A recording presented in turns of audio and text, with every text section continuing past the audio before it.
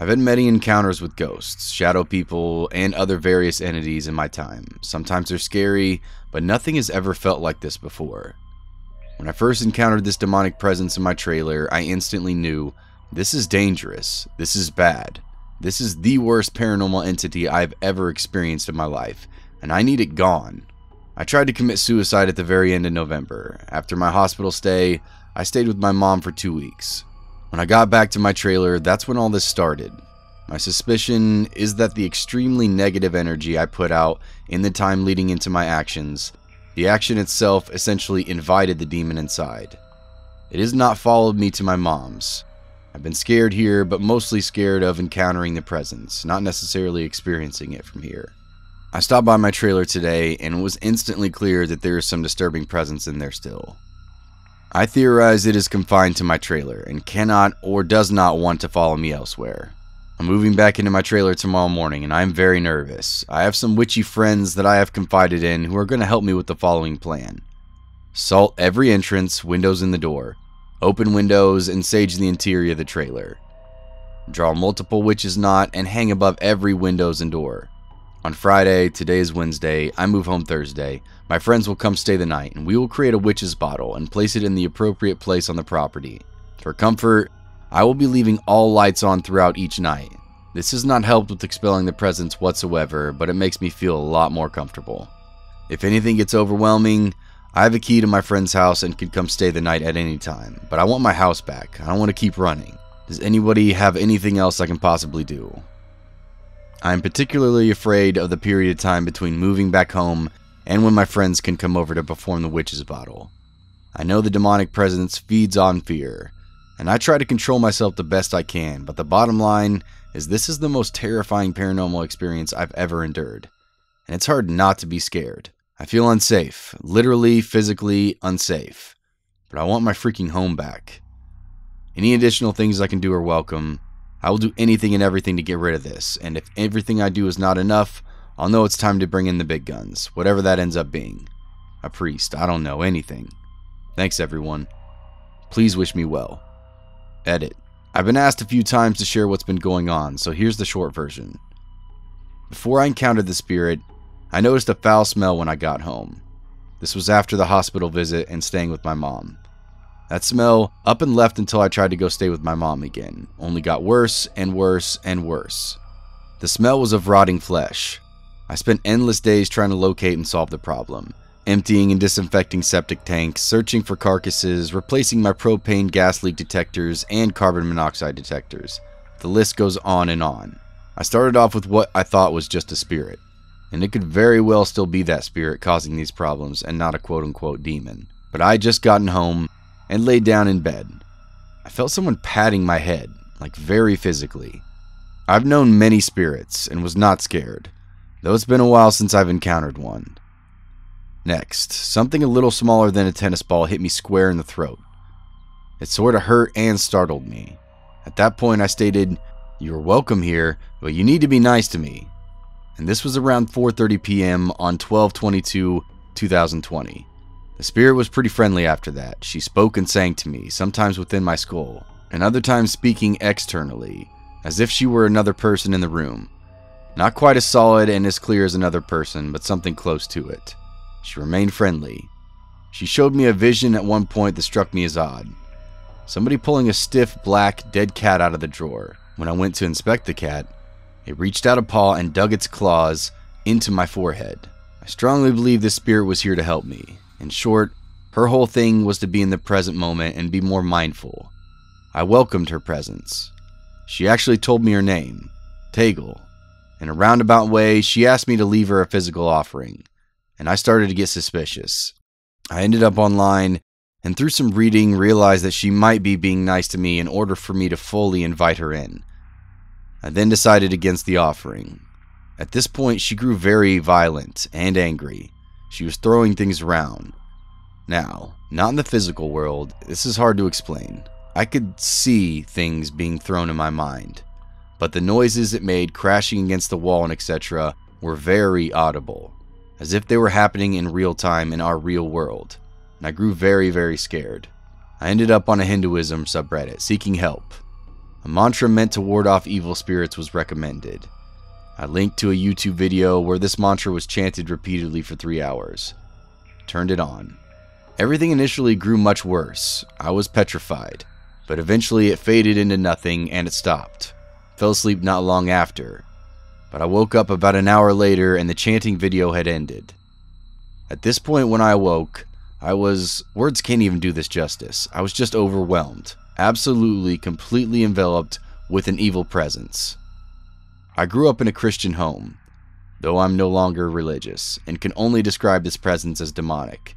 It no longer felt like Thankyou the spirit. This was definitely something else, and I immediately felt in severe danger. This lasted all night. I was paralyzed with fear, so much so that I couldn't even sit up to turn a light on. I couldn't look past the end of the bed for fear of seeing this entity. When I'd close my eyes, I would see it behind my eyelids. Kind of a sort of generic devil appearance, tall, thick, big curved horns on his head, and completely black. My trailer is heated with a propane furnace. The tank I was using ran out in the middle of the night, and I was too scared to even get up and change tanks, so I froze all night long. This type of experience repeated most nights until I fled to my mom's home. I started sleeping with every light on in the trailer. It helped me feel a little bit more comfortable, but I did not do anything to relieve the fear or chase off the entity. I went back to stay with my mom. Though I felt fear at her house, it was the fear of encountering this entity. The entity did not follow me though. After about a week, I returned back to my trailer just to check in. The smell was completely gone. This was Wednesday, January 5th, and I decided to move back in the following day. I will note that when I stepped back inside to check the place out, I felt a very disturbing presence, like hair on the back of your neck standing up. Still, I'm stubborn and did not want to be chased away from my own home. The plan to return home remained. Today, January 6, 2021 came around, and while I was gathering my things from my mom's house and on my way home, a few strange things happened. Could be a coincidence, but the lights began flickering at my mom's house while I cleaned. When I got up in my truck, the stereo was acting up and would not allow me to play the hyped up music I wanted to play, to help me build confidence. Halfway home, a voice came through the speakers just for a few moments, even though I had turned the entire stereo off. When I parked outside my trailer, I sent a text to my witchy friends about what had happened. Right before I went to open the door to get out, the stereo suddenly turned on, playing my music full blast. Unloaded my stuff at home, no smell whatsoever. Then I left to go buy the ingredients for the ritual. Got home, and to my utter horror, the smell is returning. It's exactly as it was before. Not super strong, but absolutely noticeable. Downright terrifying me. Last time, I just got stronger and stronger as the days went on. I lit an incense, and I did the rituals next. Every time I catch a strong whiff of the smell, or began to get scared, I have taken commenters' advice and have been speaking out loud to the entity and asserting that it is not welcome here. This is my home. Update. In the late evening, I performed the planned rituals. There was some spookiness and fuckery, but I'm proud to say that I remained confident. The smell disappeared, but I was skeptical, as I had been using sage, incense, and all the etc. When I went to close the windows, I found myself way too scared to look outside. It sincerely felt like whatever had been in my trailer was now outside, in the dark looking in. I was too afraid to even open my door to let my dog out for the rest of the night. I left the lights on all night long as well. I felt very unsettled, but confident that it was no longer inside my trailer and that I was safe. The next day around noon, I started to notice the smell again. I'd catch strong whiffs of it, and sometimes it would linger. In my anger and confidence, I stood my ground and told it I'm not afraid of it anymore. The smell came and went, and it's now 7:15, and I haven't smelled it in hours. Tonight, my friends are coming over to perform another ritual to solidify last night's.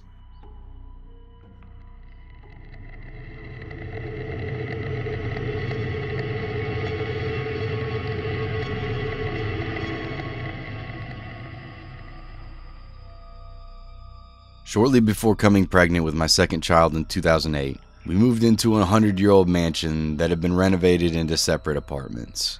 I never had any sort of paranormal experience before living here, so most of what I experienced I brushed off or made excuses for. But some things were really hard to ignore. I would frequently see shadows or movements out of the corner of my eye, hear whispers that very distinctly sounded like they were coming from inside of my apartment, and would often have lights turned on and off by themselves. One night in the middle of summer, I was struggling to get comfortable in bed, but finally settled on my back with my hands above my head. No sooner had I started to relax that I felt a cold hand on my stomach.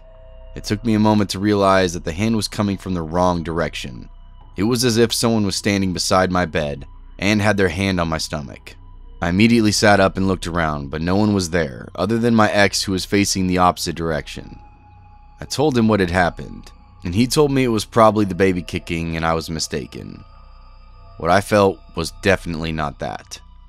Shortly after this, I started to see a yellow flowing dress with small flowers. I don't really know how to explain it. It was like I was constantly seeing the tail end of someone walking into a room or down a hall.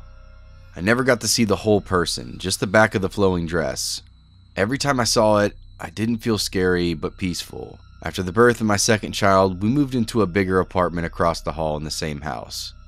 I immediately noticed the atmosphere felt different, like the air felt almost heavy. The second night there, I could hear voices on the baby monitor. Thinking maybe it was picking up voices from apartments above ours, I laid there with my eyes closed and monitor pressed to my ear, listening hard trying to pick up what was being said.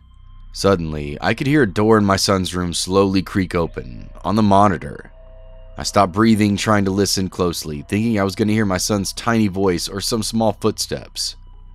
Instead, it sounded like someone heavy with steel-toe boots was running down my hallway, into my room, and then they launched themselves onto the bottom of our bed.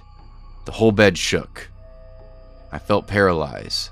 My ex started screaming, thinking we had an intruder, but there was no one there. We tried to rationalize what had happened. Maybe a spring got caught in the mattress during the move and happened to release at that exact moment, and maybe the footsteps I heard were actually from upstairs. All I know is that from then on, I was absolutely terrified to stay in that apartment without lots of lights on, especially at night. There was also a weird room/storage area attached to my son's room that gave me the absolute creeps, and I would never get the door to stay closed.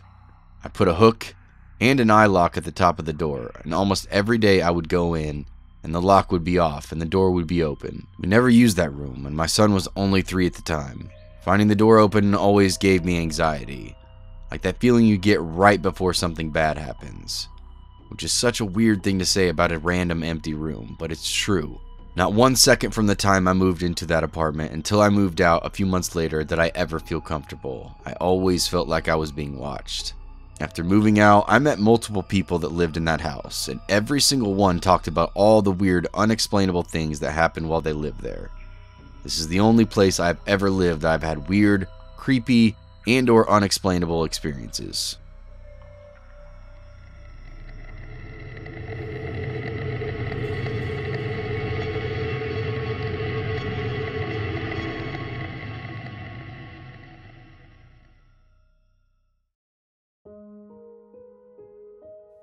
This just happened half an hour ago. I came back to my hometown for the holidays. It's a fairly rural area with woods and everything is peaceful. I love going to pick wild berries, and I was doing just that when I encountered the first paranormal experience of my life. It happened in the backyard of my neighbor, where there's wildberry shrubs. Here's a few details so that the story makes sense. I used to have an old man who lived alone as my neighbor, and he was a very kind person. He used to give us those berries as candied sweets. He passed away due to cardiac failure when I was in high school, and his house has been empty ever since. I wanted to make those sweets for my family as a holiday comfort food and thus went to his place. Now, he passed away a few years ago. There was a lot of undergrowth and wild grass in his yard, and everything was messy. I cleared some of the growth and I made my way to the shrubs, cleaning the place as much as I could, thinking about how clean he used to keep everything. All this time I had a feeling that something was off, that I was being watched, but I brushed it off. I was 2 minutes into picking when I heard my neighbor's voice. I'm sure it was him, saying that I should be more careful and to pick up the rake immediately. It was as if I was fainting. Everything was fast or slow. I can't really explain that. But as soon as I picked up the rake, some homeless man tried to stab me with a knife. I used the sharp end of the rake to scare him off, and I kept shouting loudly. He ran off. After I gathered myself, I had tears, but I couldn't shake off the smile I had. It was eerie, but I'm unharmed. I think I'm going to clean my neighbor's place. I owe him that much.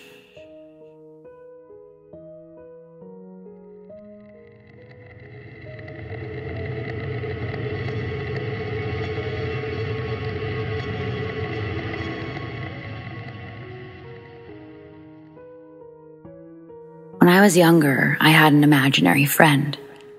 We would color together, watch TV, dance, and sing. My mother thought it was normal for a 5-year-old, so nothing more was made of it. When I was 10 years old, I walked in on my mother flipping through an old family photo album of black and white pictures from the 60s. She came across one that looked exactly like my imaginary friend. And I told my mother, "Hey, that's the girl I play with." My mother turned white as a ghost. She tried to ignore it until she turned a couple more pages, and I pointed her out again, saying, "Look, there she is again." My mother then told me that the little girl in the photos was her sister, who had died in the bedroom that was now mine. I learned her name, her age, and so much more about her. She still is around 14 years later. I feel her presence a few times a week, and she enters my dreams sometimes to talk. When I meditate, she'll make an effort to communicate with me as well. I own some of her things from when she was alive: a watch, her library card, a hair bow, her kindergarten diploma, and a little doll. I adore her, and I hope she sticks around until my end comes too.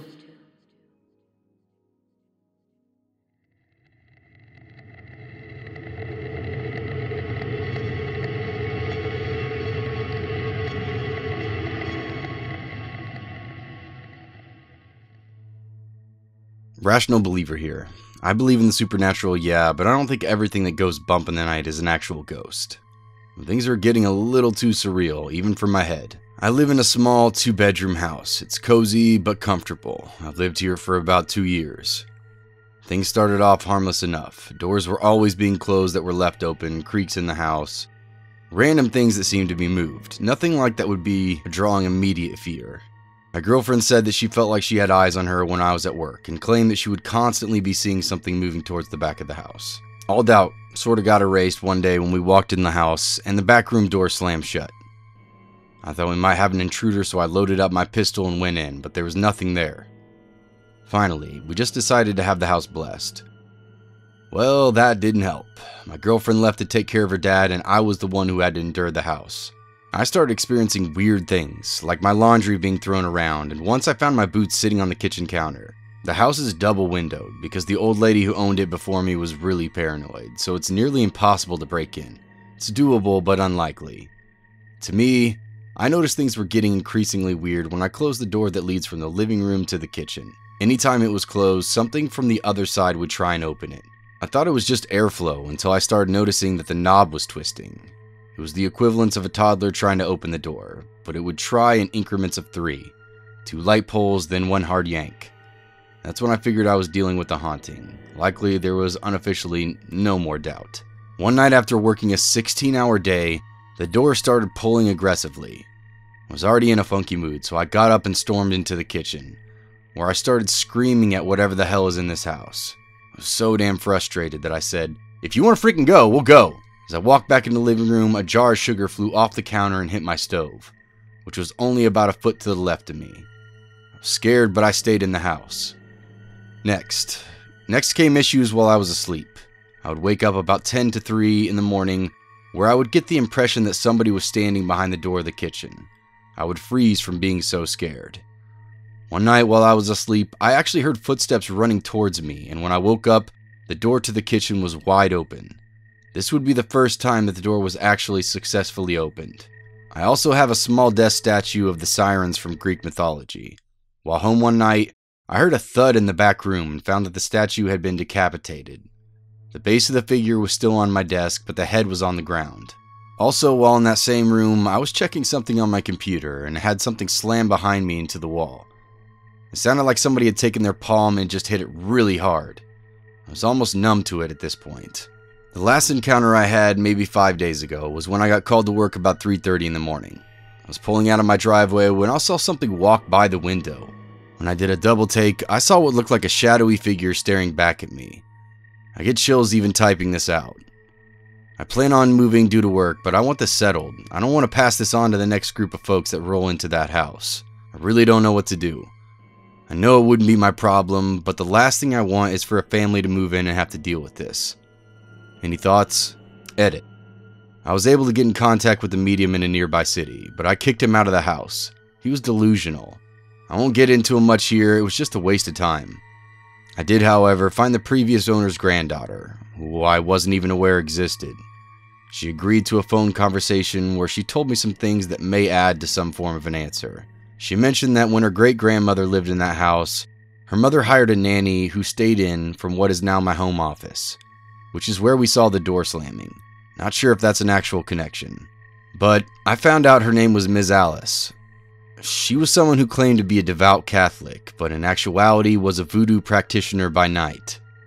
Apparently this woman made children in the house pray to quote-unquote God over black candles. When this happened, the lady who had the place before me would claim to see a large woman standing in the doorway, watching her sleep. This would be the door between my kitchen and my living room.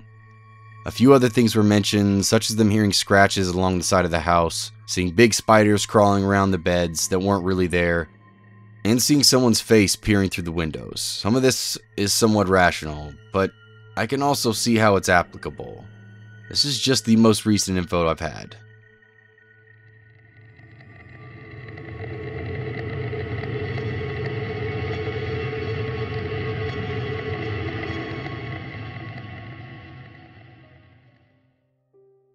When I was pregnant, me and my kid's father stayed at his cousin's house for about a month before we moved into our apartment. It's an old farmhouse in a newly developed area of Warwick, Rhode Island. There are farms and woods in one direction and a small town on the other. We were told when we moved in that the house had been built in the mid-1800s, which to me was super interesting until my kid's father, I'll call him Brian, remarked at how the stairs seem awfully dark and creepy for the middle of the day. And when I looked, he was right, and gave off such a sinister vibe. We slept in the living room, and at night could see through the kitchen, and it was as if the stairs became a dark, uncomfortable void. When we brought this up to Brian's cousin and his wife, they proceeded to laugh and tell us stories of people being pushed down the stairs. I don't think they believed in ghosts, and the husband was an abusive drunk and drug addict, so they had enough problems clearly. That house was chaotic. The husband and wife clearly were having serious issues, emotionally and financially. They had a 6-year-old son who was afraid to sleep upstairs by himself because, quote-unquote, the shadows scared him. Great. After being in the house alone a couple of times and seeing genuine human figures out of the corner of my eye, or even better, black dots on the floor with what looked like long, spindly legs running, but when you look at them straight on, would disappear. A few times, I would see a figure out of the corner of my eye, look, and see one of the family members who I hadn't heard come in. I think that freaked me out the most because how can you explain to yourself seeing a person, and sometimes nothing being there, but other times you'd expect it to disappear, but it would in fact be a person standing there. So weird. Brian would say how sitting in one chair in the living room, you'd want to look over your shoulder into the doorway, as if someone was coming down a set of stairs that's used to be there. This also freaked me out, considering I slept right near the doorway and would often get a feeling of someone coming toward me. One day, me and Brian were the only two in the entire house, facing one another about 2 feet away, face to face, talking loud, as we usually do. Directly in the middle of us, we heard a woman say, "Shh!" I asked if he had said that. He stared at me with huge eyes and said, "No. Did you?" We then laughed it off as we were clearly talking too loud for the inhabitants. apparently. We even brought it up to his family, who included a second cousin living upstairs, and they confirmed they too saw and felt things. They told us that they assumed the black voids that ran on the floor were just one of their dogs, or ignored it if it wasn't. The cousin who lived upstairs said the curtains closest to the closet often moved like they were being pushed, but he chalked it up to being stoned or tired. There was no breeze. The wife told me when they first moved here, her son would see a man in a hat, but assumed it was just his imagination. How can you live in a house so clearly haunted and just pass it off? The front of the house at night was avoided by basically everyone, as it was right where it felt like someone was walking by the door frame at you, inside the living room. One night, I didn't feel like walking all the way around the house to my car, so I walked fast as I could to the car through the front door. I heard such a deep growling coming from the side of the house. They owned 3 dogs, and one of which was a bull mastiff. Too freaked out to call her, I ran in, and to my horror, all 3 dogs were in the house. Needless to say, I didn't use that entrance again. It was such an emotionally depressing house, and maybe me being pregnant, I was just more aware of everything. I don't know. There were other weird things, but one of the last conversations I had with one of the roommates renting a back bedroom, I told her about me and Brian hearing that shh directly in front of us. She explained that she hears the exact same thing in the hallway if her and her son were getting loud, but wasn't sure if it was maybe the owner's son sneaking into the hallway. But me, I'm not so sure.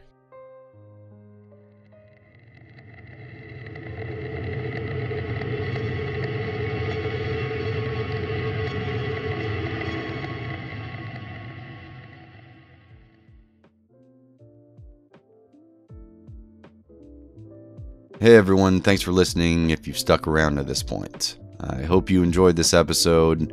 A huge shout out to Amanda Jane from The Darkest Hour for helping me out and narrating a few stories in this episode. I had the pleasure of working with her over on Mr. Revenant's channel. We did like this big Christmas compilation. She really puts out some kick-ass content, so if you haven't yet, please go check out her channel. The link to her channel will be below in the description. Also, if you haven't, please hit the like button on my channel, subscribe to my channel, and the notification bell so you can be notified when all the future episodes come out.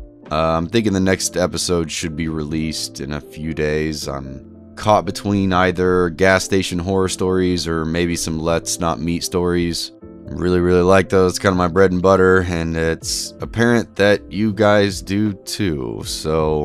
But I'm always open to more suggestions. As always, just leave a comment below of a theme you'd like to hear next. I'm really always in need of true scary stories, so if you have a true scary story of your own, please feel free to email that to me. Follow me on Instagram, on Twitter, and Facebook. All those links are below as well.